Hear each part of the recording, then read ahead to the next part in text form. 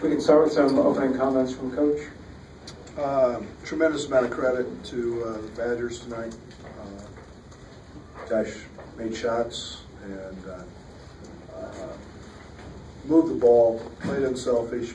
Pritzel was a guy that had been struggling a little bit, and for him to step up and got him going early. And I felt offensively we were pretty solid. We were kind of getting the looks we wanted to get in the first half, and yet defensively they were a well-oiled machine tonight, and we didn't do a very good job in terms of doing what we tried to do and wanted to do. But again, give them credit, and haven't been a part of too many shellackings like this, but they were terrific tonight. Microphones on each side. Jeff from the back. Right, I think during one early timeout, you were telling the guys that they were getting beat too much off the dribble. Did that surprise you? Because they don't do that to a lot of teams. Beat guys off the dribble and get to the rim. Well, I was more surprised by their power forward beating our guards off the dribble. And then having no rotation. And yeah, to their credit, I'm sure they talked about that and just said line up and drive us. But when we get Greg, when we don't have Greg in the game, we don't have much rim protection, and our rotations were off. We weren't in gaps. We were hugging our man, and again, Iverson and Rivers and Ethan, they all Brad Davidson. I mean, they all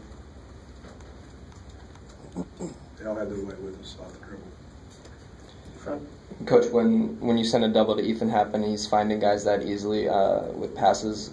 How do you adjust your game plan to eliminate that? Really quick going, and then he gets going in the second half, and that's what makes him a good player. And you pick your poison. They're obviously not a great ball handling team, so you pick your poison. Whether you're going to let Ethan distribute and pass, and so many of our rotation, we've worked on it for a couple of days, I can remember 3 or 4 when we just lose sight, we just turn and stare at him, and their guys back cut us and got layups, and we lost Iverson a couple of times, and that's all we talked about in scout. But the second half we didn't go, and he gets going. So tough matchup. Really good player. Back. Coach, up until now, when the opponent would go on a run, you guys would respond pretty much every time. What was different with your guys tonight? Effort, heart, effort. I mean, we've fought back in every game, and then the opponent. I don't know. It seems like every time we kind of felt good about something, they bank a 3 in at the end of the shot clock. It's one of those nights, and I'm not going to make excuses. They were a much better basketball team than we were tonight. But the guys that for the first time all year, I didn't feel good going into my locker room about the effort that our guys put forward, and that's something I take a tremendous amount of pride in. Right, you seem to throw every kind of defensive look you've had this year. Just why do you think that was issues tonight? Because you have forced turnovers in the past. You have played some good defensive stretches.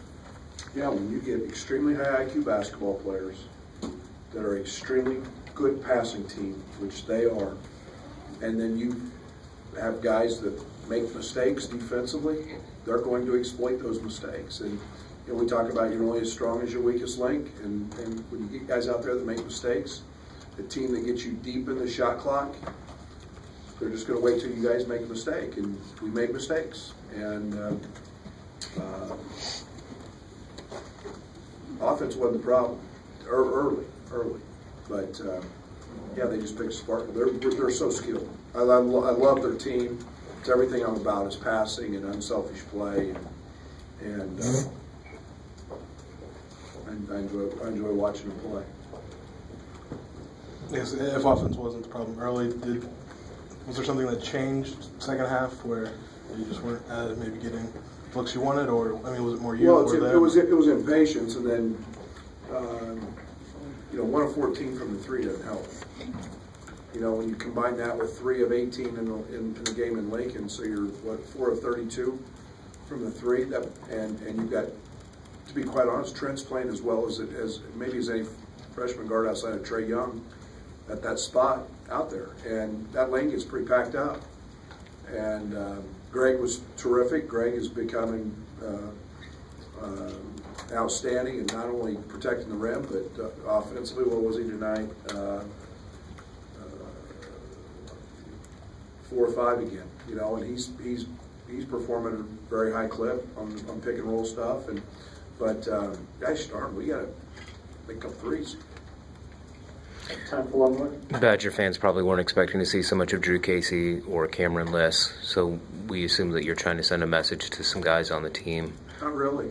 I'm trying to figure out who's going to play and do the things that I want done. Drew does it every single day, and Drew was incredible tonight. And, just a little thing. Guy picks up his dribble, we call dead. And he does that, we force a steal. And he executes offensively. I mean, he had 2 steals tonight. He gets off and helps side every single time. He doesn't lose sight of his man.